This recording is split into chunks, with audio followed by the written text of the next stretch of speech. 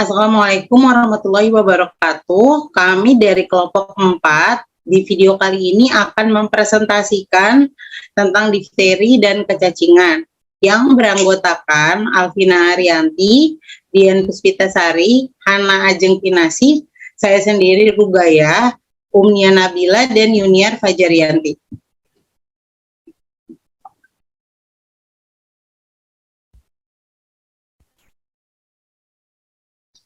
Difteri, penyakit infeksi akut yang mudah menular. Bakteri ini ditularkan melalui percikan air ludah dari batu penderita atau benda maupun makanan yang telah terkontaminasi oleh bakteri. Yang sering terserang adalah saluran pernafasan bagian atas. Penyebabnya karena adanya bakteri Corynebacterium diphtheriae.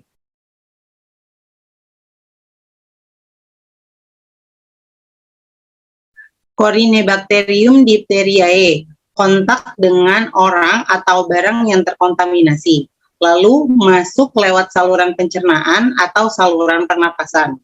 Setelah itu ada aliran sistemik, masa inkubasinya 2-5 hari.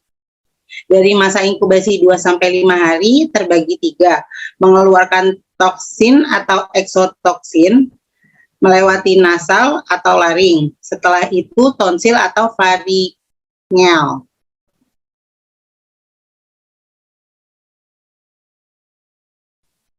Selanjutnya, klasifikasi difteri menurut anatomi.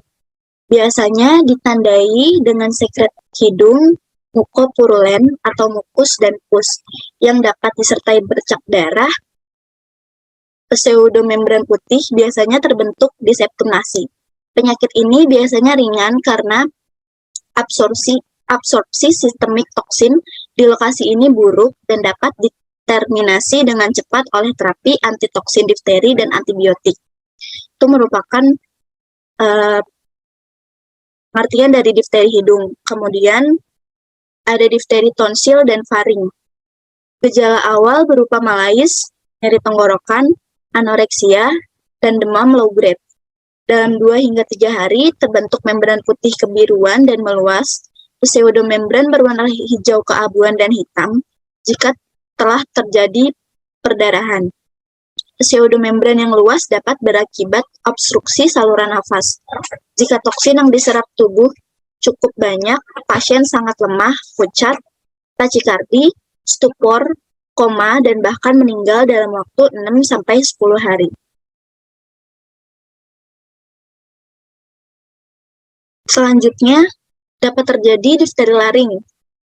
Dapat terjadi akibat penyebaran dari faring atau infeksi langsung. Gejala meliputi demam, suara serak, dan batuk rejan. Pseudomembran dapat menyebabkan obstruksi saluran napas, koma, dan kematian. Adapun difteri kulit. Infeksi kulit dapat bermanifestasi sebagai ruam berskuama atau ulkus dengan tepi tegas disertai membran. Difteri dapat terjadi juga di tempat lain. Diphtheriae dapat menyebabkan infeksi mukokutaneus di tempat lain seperti telinga, otitis eksterna, mata, konjungtivitis purulen dan ulceratif, dan traktus genitalis, vulvovaginitis purulen dan ulceratif.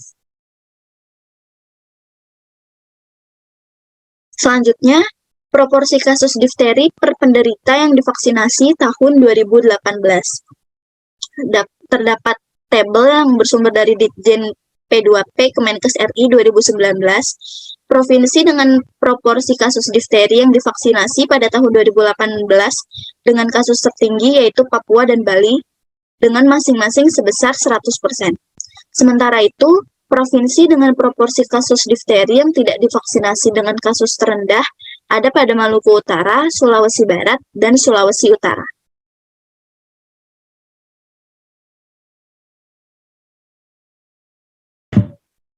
Oke, selanjutnya ini ada manifestasi klinis.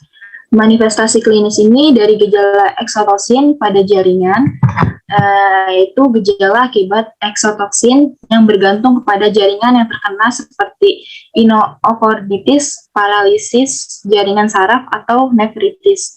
Nah, untuk ciri-cirinya, ini yang pertama dia merasakan demam tidak terlalu tinggi, Lalu yang kedua, merasa tubuhnya lesu.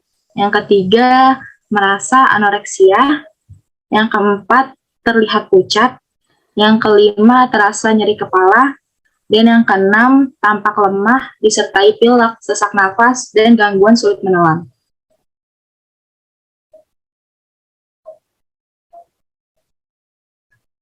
Di sini ada komplikasi difteri. Nah, komplikasi difteri ini biasanya menyerang ke mana aja? Nah, dia menyerangnya ke saluran pernafasan, ke obstruksi jalan nafas, ke kardiovaskuler, miokarditir, urogenital, dan susunan darah. Lalu pada komplikasi sistem susunan saraf motor itu berupa paralisis kepala tumole, paralisis otot-otot mutu, dan paralisis umum. Di sebelah kanan ada gambar contoh dari komplikasi difteri. Di sini ada komplikasi di saluran pernafasan, di dalam mulut, di area mata, dan di bibir juga.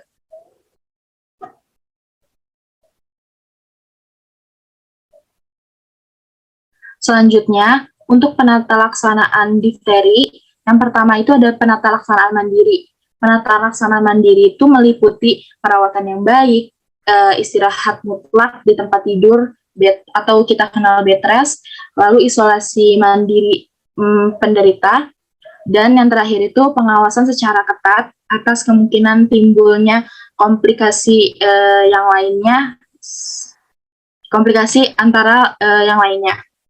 Lalu yang kedua, penata laksanaan medis. Penata laksanaan medis diantaranya itu antidipteria serum atau ADS, lalu diberikan antibiotika penisilan 50.000 untuk KGBB per harinya sampai 3 hari dia merasakan bebas panas. Lalu selanjutnya kortikosteroid, obat ini dimaksudkan untuk mencegah timbulnya komplikasi miokarditis yang sangat berbahaya. Lalu untuk penata laksanaan dietnya, biasanya penderita difteri ini menggunakan diet TKTP, tinggi energi dan tinggi protein untuk mengganti energi yang hilang akibat dari demam dan memenuhi zat gizi lainnya juga.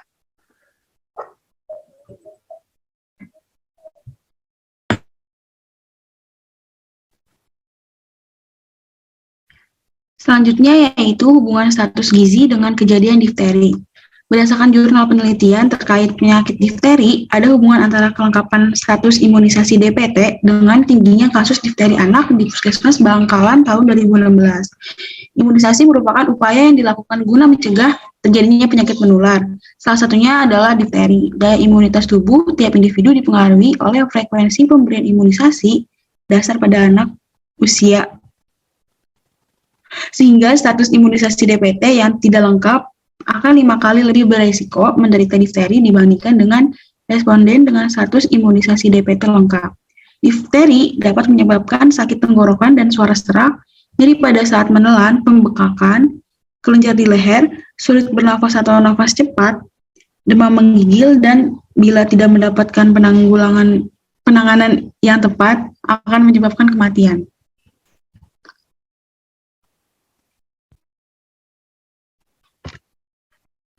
Selanjutnya yaitu adalah kecacingan. Kecacingan merupakan suatu penyakit infeksi yang disebabkan oleh parasit berupa cacing.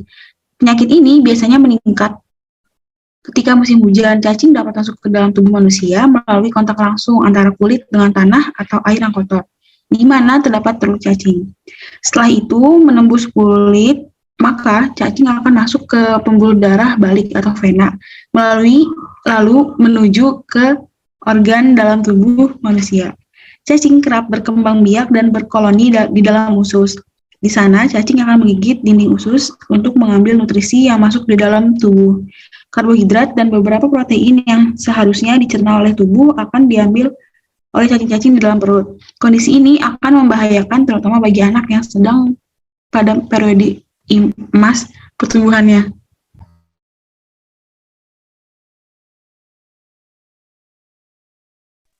Selanjutnya yaitu penyebab kecacingan. Yang pertama, kebiasaan buruk serta kebersihan lingkungan yang buruk. Contohnya yaitu mandi di sungai serta makan tanpa mencuci tangan. Yang kedua yaitu makanan serta tanah yang tercemar cacing larva. Contohnya jajan sembarangan dan tidak menggunakan sendal ketika bermain di tanah maupun di pasir. Akibat dari kecacingan yaitu kasus ringan yang tidak menimbulkan gejala, kasus berat terjadi infeksi usus dan dapat menyebabkan kematian, menurunnya status gizi yang menyebabkan penurunan daya tahan tubuh, anemia dan penurunan kemampuan mental.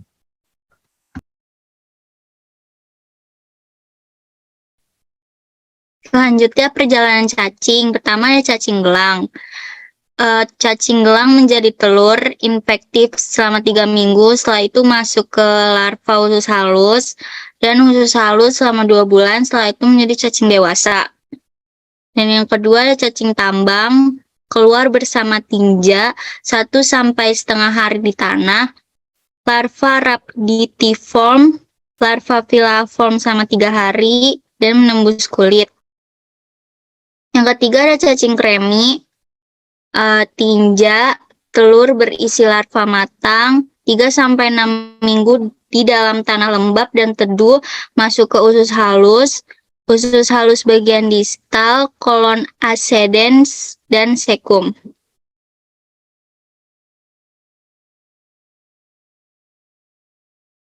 Gejala umum kecacingan, pertama perut buncit, kedua badan kurus, ketiga rambut jagung, keempat lemas dan cepat lelah, kelima muka pucat, keenam mata belekan, ketujuh sakit perut atau kolik yang berulang, kedelapan diare berulang dan kembung.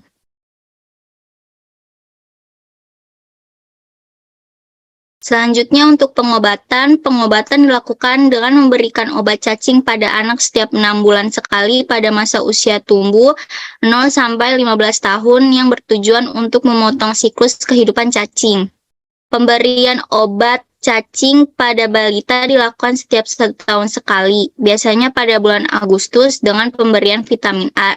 Dengan dosis anak usia 12-24 bulan, 1 atau 2 tablet albendazole 400 mg. Dan untuk anak usia 24-59 bulan, 1 tablet albendazole 400 mg.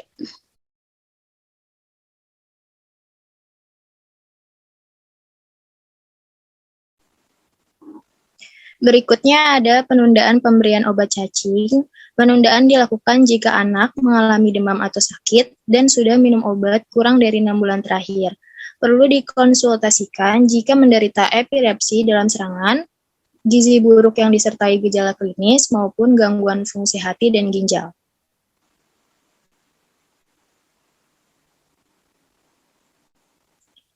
Lalu ada hubungan status gizi dengan kecacingan. Kecacingan akan menghambat penyerapan makanan pada tubuh dan akan menimbulkan hilangnya zat gizi berupa karbohidrat dan protein serta kehilangan darah. Hal tersebut membuat menurunnya produktivitas kerja dan pertumbuhan anak terganggu sehingga anak akan mengalami stunting. Selain itu, cacingan dapat menurunkan sistem imun tubuh sehingga anak akan mudah terkena berbagai penyakit.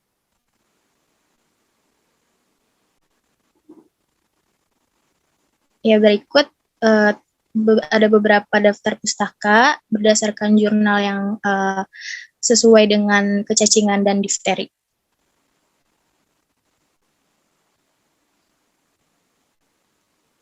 Baik, sekian dari kelompok kami. Terima kasih. Wassalamualaikum warahmatullahi wabarakatuh.